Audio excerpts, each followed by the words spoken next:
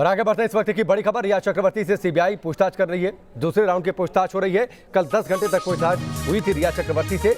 रिया से करीब पिछले 3 घंटे से आज दूसरे दौर की पूछताछ चल रही है। रिया से ये पूछताछ लगातार दूसरे दिन सिद्धार्थ पिठानी, सैमुअल मिरांडा भी वहां पर मौजूद है। कुक, नीरज और केशव से भी सीबीआई की एक टीम वहां पर पूछताछ कर रही है। पंकज मिश्रा हमारे साथ जुड़ चुके हैं, सीधे उनका रुख करते हैं। पंकज, रिया से पूछताछ का दूसरा दिन, 3 घंटे तक पूछताछ हो चली है। क्या माने आज की भी पूछताछ होगी, वो लंबी चल सकती है कल की तरह?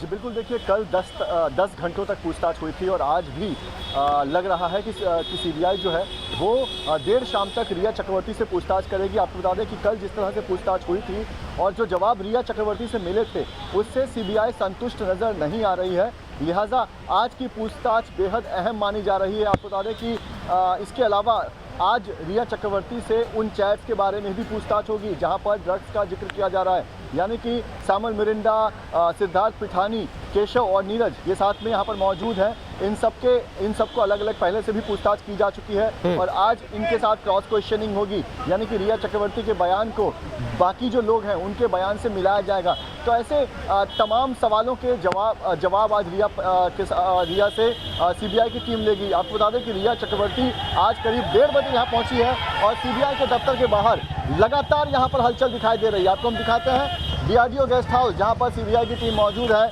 यहाँ पर लगातार हलचल मची हुई है।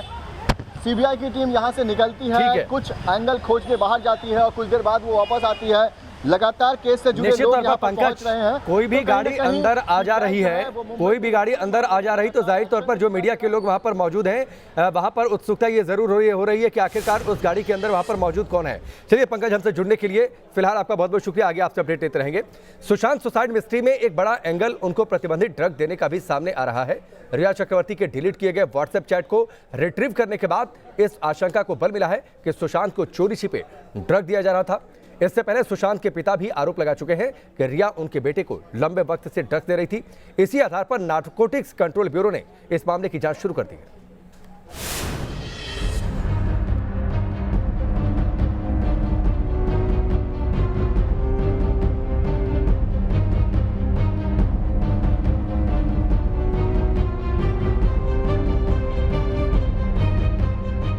ड्रग्स मामले में रिया का फंसना तय।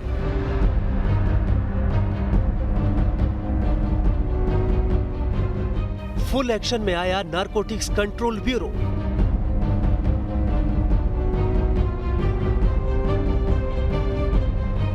रिया को कभी भी जा सकता है ब्यूरो का समन।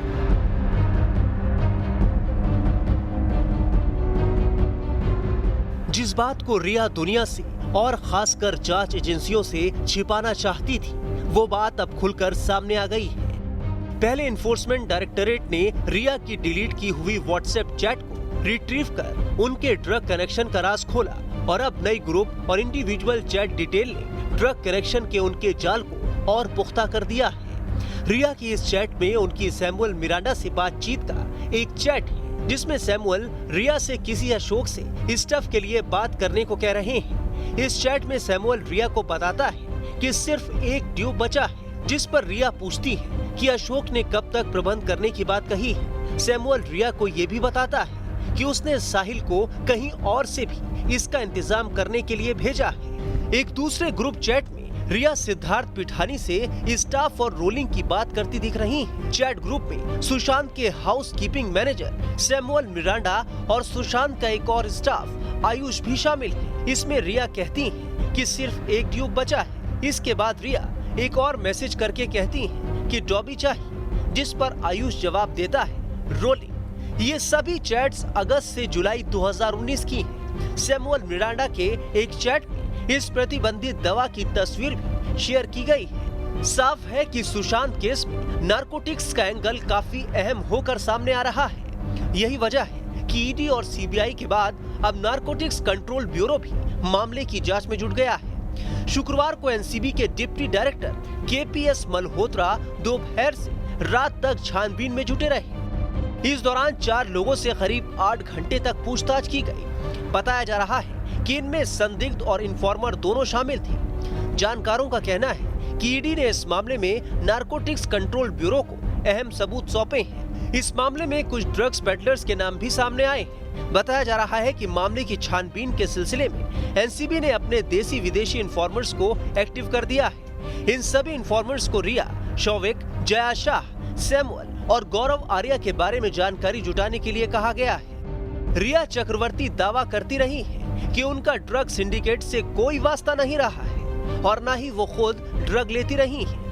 लेकिन सीबीआई और ईडी की जांच में उनके जो चैट डिटेल्स सामने आ रहे हैं, उससे ये आशंका पुख्ता हो गई है कि रिया लगातार झूठ बोलती रही हैं। ऐसे में देर सवेर उनका नारकोटिक्स कंट्रोल ब्यूरो का शिकंजा कसना भी तय माना जा रहा है। Team news nation.